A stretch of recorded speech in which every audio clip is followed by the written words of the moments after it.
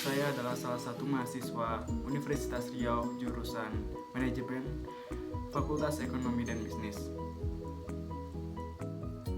Baiklah, di sini saya akan mencoba menjelaskan sedikit tentang analisis pendapatan nasional untuk perekonomian tertutup sederhana dan pertumbuhan ekonomi.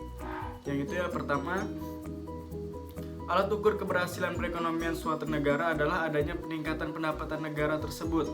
Alat ukur yang digunakan saat ini untuk menghitung jumlah kuantitatif pendapatan suatu negara adalah Produk Nasional Bruto atau Gross National Product atau GDP. GDP sendiri lebih ditunjukkan untuk mengukur angka kemakmuran material masyarakat. Karena menurut Adam Smith, kemakmuran suatu bangsa bukanlah diukur dari banyaknya logam mulia atau jumlah kekayaan yang dimiliki suatu negara, tapi jumlah barang dan jasa yang dihasilkan masyarakat dari negara tersebut. Sebelum membahas pendapatan nasional untuk perekonomian tertutup sederhana dan pertumbuhan ekonomi, akan didefinisikan terlebih dahulu tentang pendapatan nasional, perekonomian tertutup sederhana, dan pertumbuhan ekonomi. Yang pertama yaitu pendapatan nasional.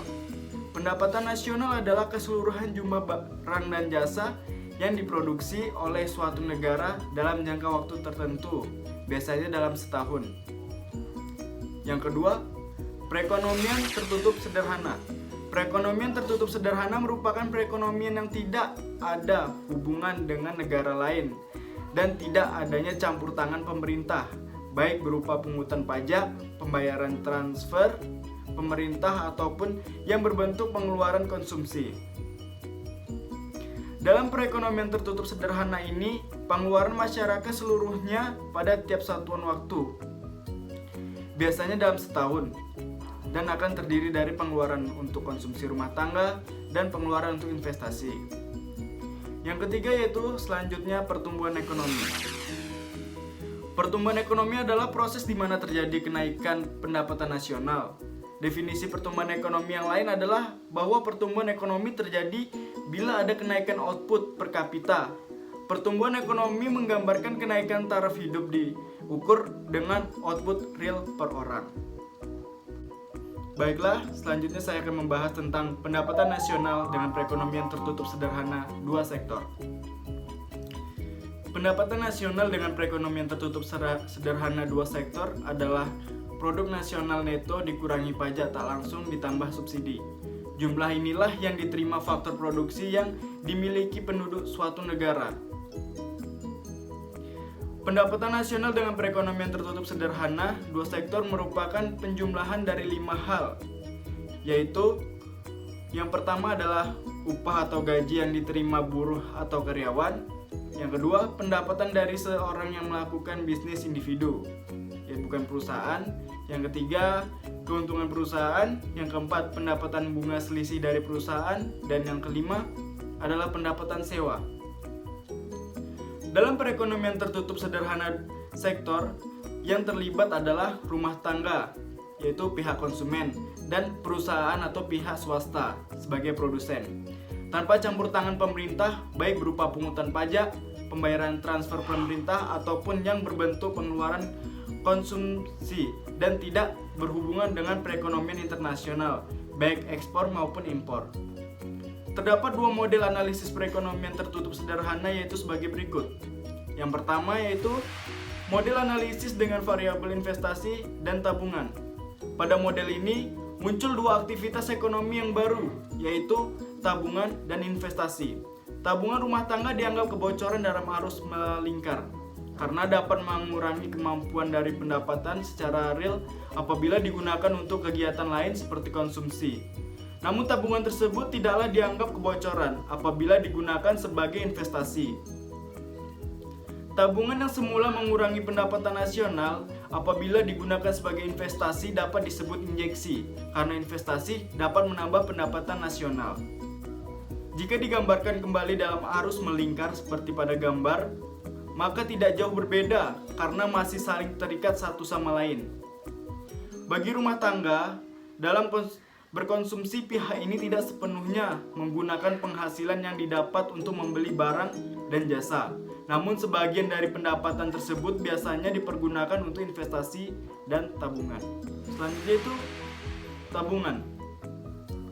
Menurut Undang-Undang Nomor 10 Tahun 1998 tentang perbankan, tabungan adalah simpanan yang penarikannya hanya dapat dilakukan menurut syarat tertentu yang dapat disepakati, tetapi tidak dapat ditarik dengan cek, biljet, giro, dan alat lainnya yang dipersamakan dengan itu. Dalam ekonomi makro, tabungan adalah pendapatan masyarakat yang tidak digunakan untuk kegiatan konsumsi. Selanjutnya yaitu investasi.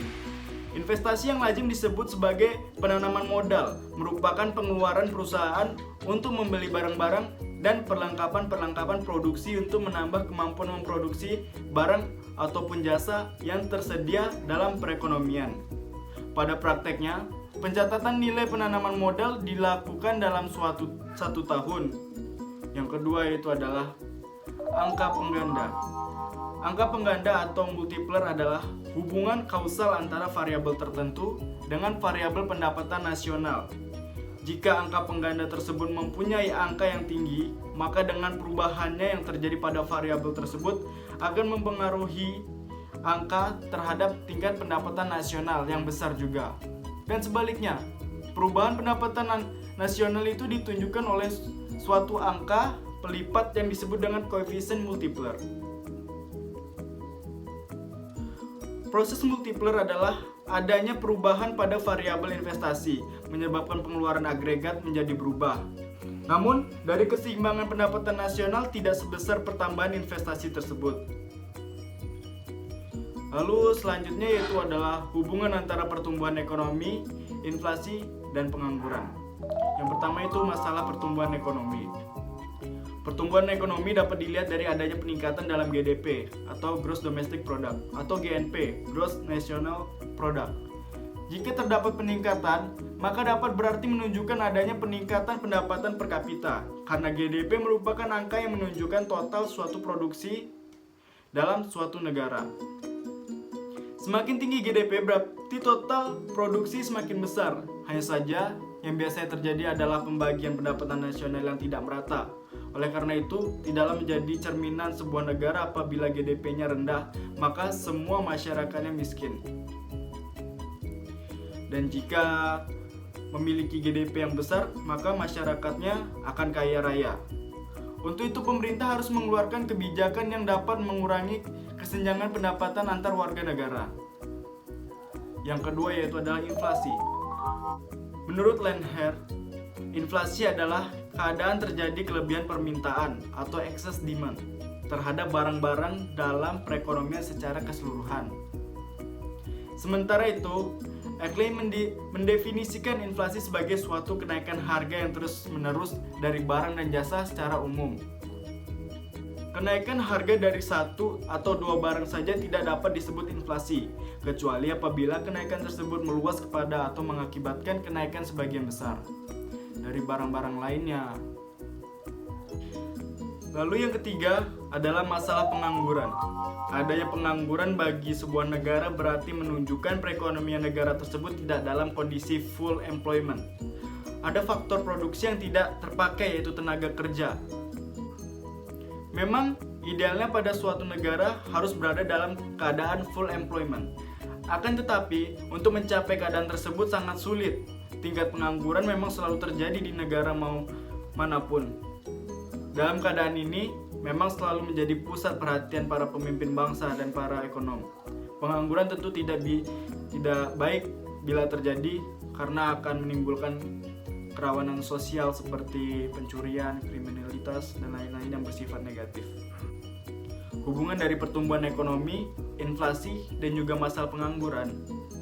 Hubungan dari ketiga permasalahan ini memang saling berkaitan karena dalam suatu negara selalu menjalani pertumbuhan ekonomi yang berbeda. Biasanya pertumbuhan ekonomi selalu diikuti dengan adanya inflasi dan juga pengangguran. Pertumbuhan ekonomi memang dapat dilihat dari adanya peningkatan atau penurunan GDP atau GNP. Jika GNP menurun, maka pendapatan per kapita pun menurun dan akhirnya akan terjadi inflasi karena daya beli atau daya konsumsi masyarakat menurun. Inflasi menjadi masalah besar dalam suatu negara karena terjadinya angka penurunan daya beli masyarakat yang juga akan berkaitan pada produsen yang akan kesulitan untuk memproduksi dan menjual barang-barangnya. Inflasi juga mempengaruhi tingkat suku bunga pada perbankan, terutama tingkat suku bunga pinjam, dan akan makin menyulitkan para pihak swasta yang berkeinginan untuk menekan biaya produksi di waktu inflasi terjadi.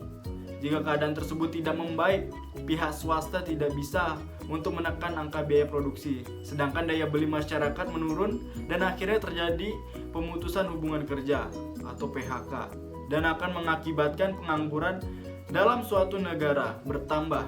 Tentu saja keadaan seperti ini kurang baik karena dapat menimbulkan kerawanan sosial seperti kasus pencurian dan kriminalitas lainnya yang bersifat.